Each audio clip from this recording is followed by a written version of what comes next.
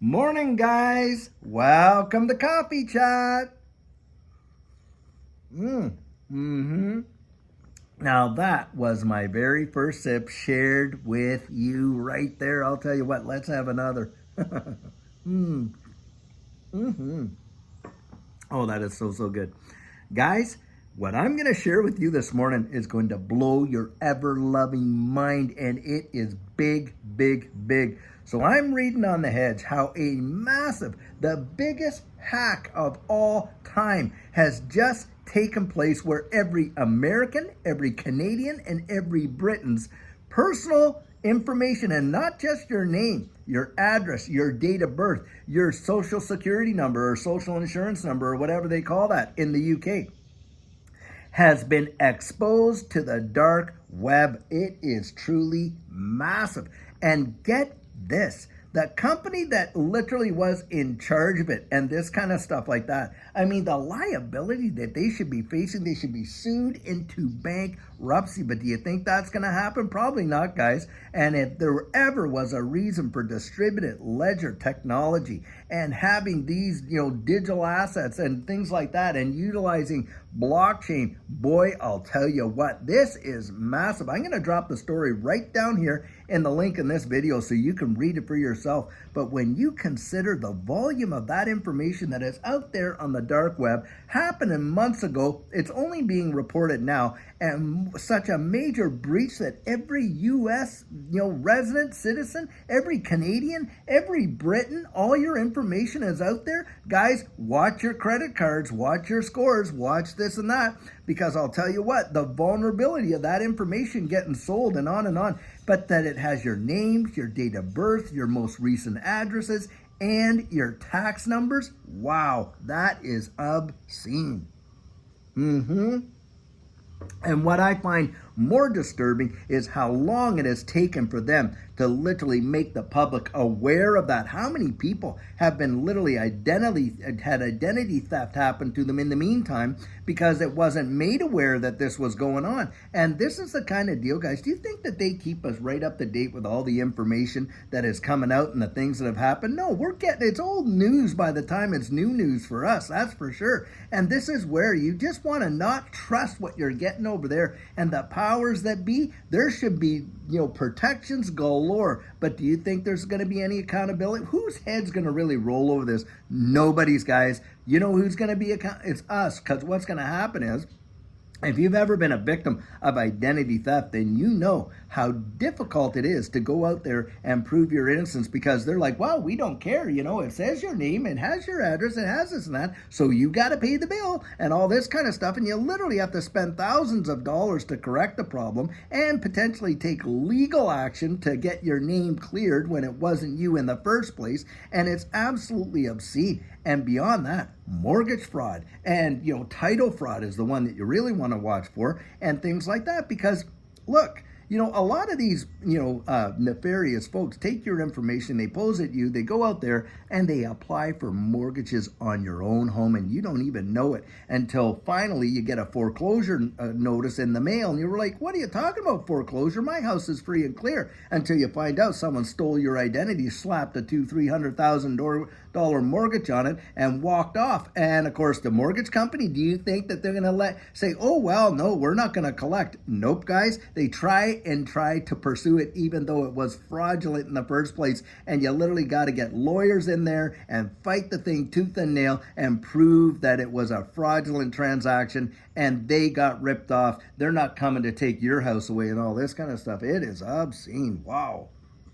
But like I say, I think what's happening is they're allowing all of these chips to fall in a way. Why? Because, guys, I think they do want us to actually be motivated to get into a new digital economy where it's hardened by distributed ledger technology. And a lot of these things can't just happen. Now, if your title to your home, for instance, was on the blockchain, well, there's no way that someone can just go snafu it just like that. Not to the degree. And of course, if you had a multi-sig factor, keys and stuff like that, which I suspect that they will have, so that these things could get locked up in such a way that no more mortgage, title fraud and all that will be going on.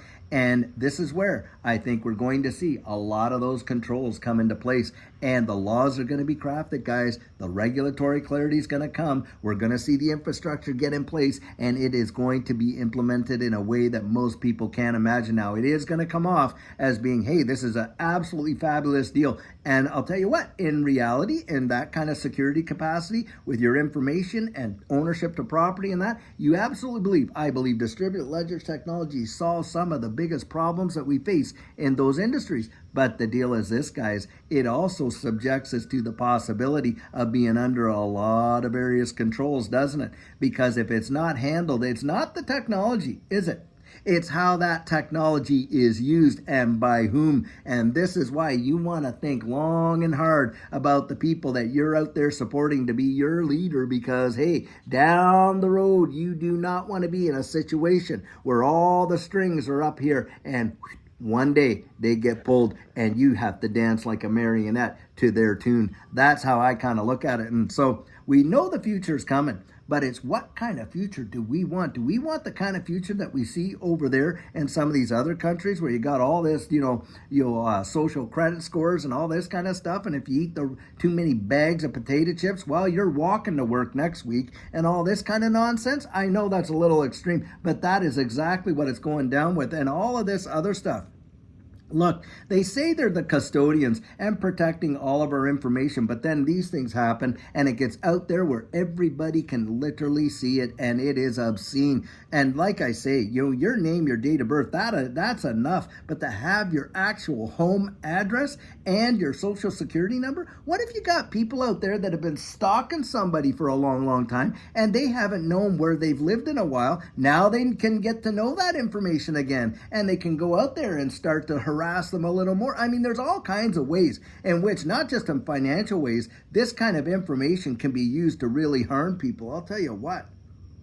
And it's this kind of stuff kind of makes the blood boil, because there's got to be some accountability somewhere, but it seems like there's none for anybody except you and I. Yep, it seems like these guys, the powers that be, they can literally do whatever they please, whenever they please, do all this kind of stuff, weaponize the legal system and use it as, a way to intimidate and all this kind of stuff. But if you and I, even if we get out there and retweet a tweet, oh my goodness, we might find ourselves behind bars for retweeting stuff. That is truly obscene, especially coming from jurisdictions where they literally were the birthplace of a lot of various, things that led to the liberties that we enjoy today, such as the Magna Carta right there. Obscene.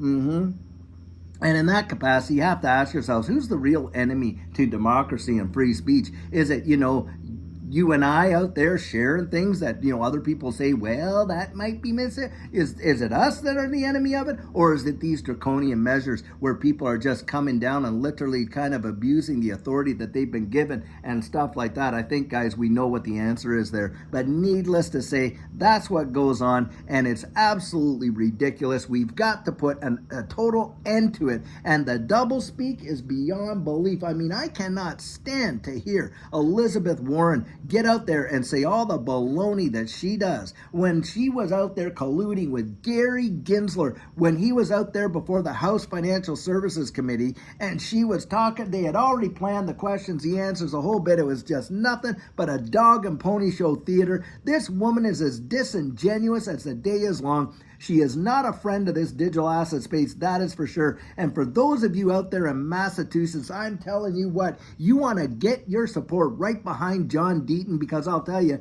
here's a guy that literally on his own dime went to bat for you and I in this XRP digital asset space, and 70 some plus thousand other holders. And a lot of people come up, oh, well, maybe he was paid in XRP. That is absolute baloney, and trying to besmirch his character and on and on and on. And this is where, look, they can say whatever they like, but guys, we've saw the leopard has shown its spots as far as I'm concerned. And for these people like Elizabeth Warren and Chuck Schumer and all these people that have literally absolutely come after this space like a rabid dog, and yet now they want to say, oh, well, we're looking to adopt it and all this and that, when they know, hey, it's a hot ticket in this election cycle, right? Absolute baloney, guys.